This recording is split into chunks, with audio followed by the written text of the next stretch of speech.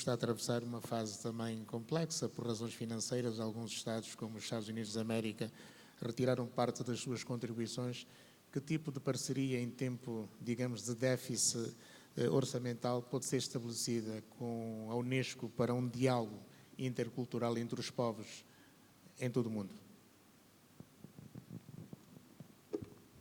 Écoutez, la culture est à la base de tout. Je disais que la paix est d'abord un comportement.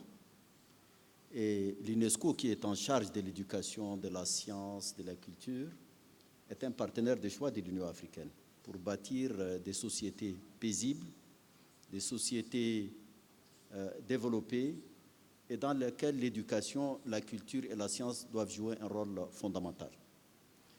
L'Afrique est un continent, et vous connaissez l'histoire, qui a subi la traite négrière, la colonisation. Ce sont des États relativement jeunes qui se construisent et qui ont besoin de cette coopération pour pouvoir créer un climat propice au bien-être de ces populations.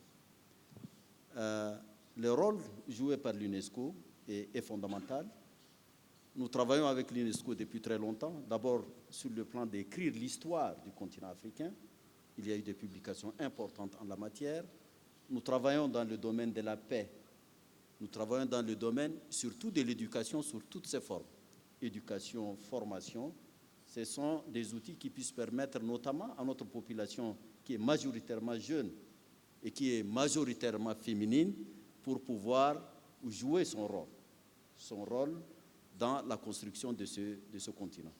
Donc l'agenda africain, je me répète, l'Afrique que nous voulons a été décrite dans cet agenda comme une Afrique intégrée, donc l'unité des peuples africains, la défense de l'identité africaine est un élément fondamental. Une Afrique prospère et donc la prospérité, le continent regorge des ressources importantes, y compris d'abord les ressources humaines. Nous sommes un continent qui a plus d'1,2 milliard d'âmes.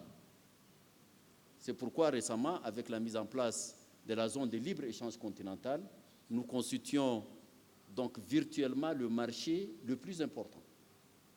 Avec les ressources dont nous disposons, donc il est possible, très possible d'arriver au développement et à la prospérité. Mais le tout est lié à la question de la paix. Et la paix est un élément fondamental. Sans la paix, on ne peut rien faire. C'est pourquoi, pour nous, la culture de la paix est tout aussi importante que la culture pour produire des matières alimentaires. L'être humain est d'abord esprit avant d'être corps. Il a besoin de se nourrir, mais il a surtout également besoin de nourrir sa conscience. Et donc, la nécessité de rompre avec les cycles de violence. Et ça également est lié, comme l'a dit le président de la Namibie, sur la question de la justice, sur la question du partage.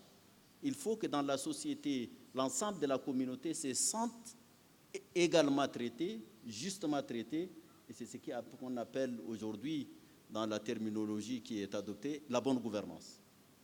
Ça, ce sont des éléments fondamentaux et sur lesquels ce sont des valeurs partagées au niveau universel et c'est un domaine dans lequel nous travaillons avec le système des Nations Unies dans son ensemble et particulièrement avec l'UNESCO. Merci. Madame Ajoulay.